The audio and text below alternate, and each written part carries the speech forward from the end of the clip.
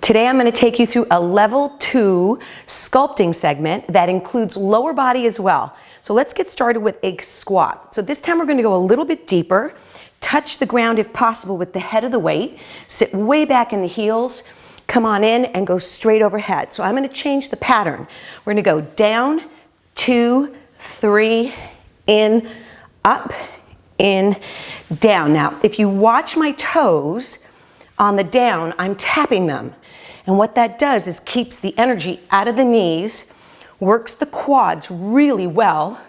Make sure you keep those knees parallel, so you're not allowing those knees to flare out in any way.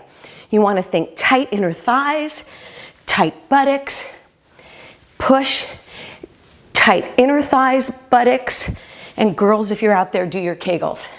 Squeeze, lift, watch the tracking of the elbows. So my tracking of my elbows goes straight through the middle, lean slightly back for impingement in the shoulders, and then bring it down. The next one, I'm going to start with my feet together. This is a side lunge. When you do a side lunge, the toe is forward, the hip sticks out, the inner thigh or groin stretches. So we're going to go down, row, 3 times.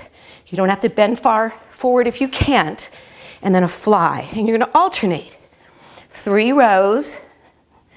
This takes a lot of core strength, so if you could only do 1 to the side, that's fine. So row, focusing on those back muscles again, and then fly. I'm going to do a couple more for you. Row. I'm holding 10 pounders. You can really hold any amount of weight that you want.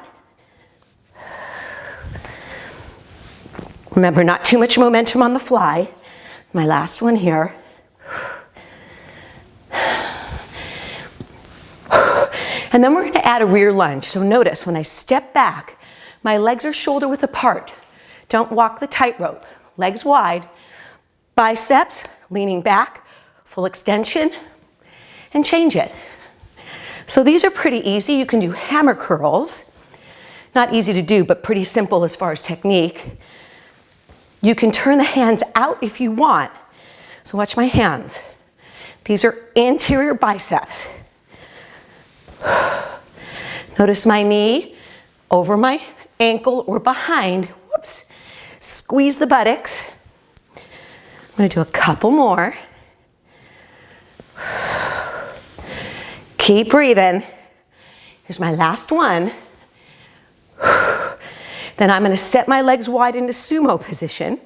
Again, notice knees over ankles or slightly in. You're going to lean to the side, put weight in the support arm.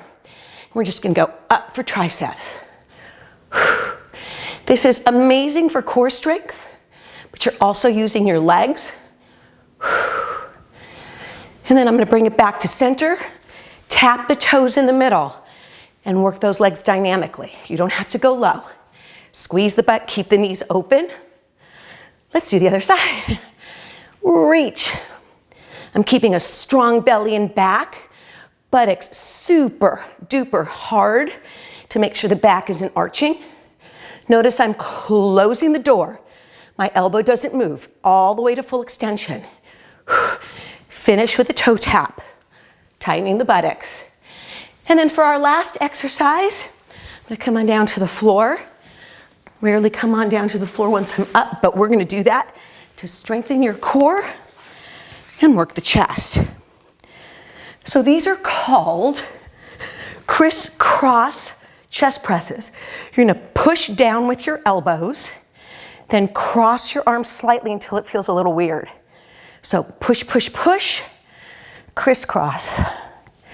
Now you can do anything with the lower body. You can lift the butt and do butt squeezes to strengthen the core. You can hold the legs slightly away from mid-center.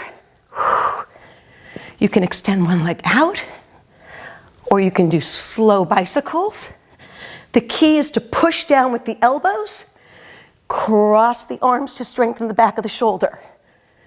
Push, pull. I hope you enjoyed that level 2 set of exercises. Good luck.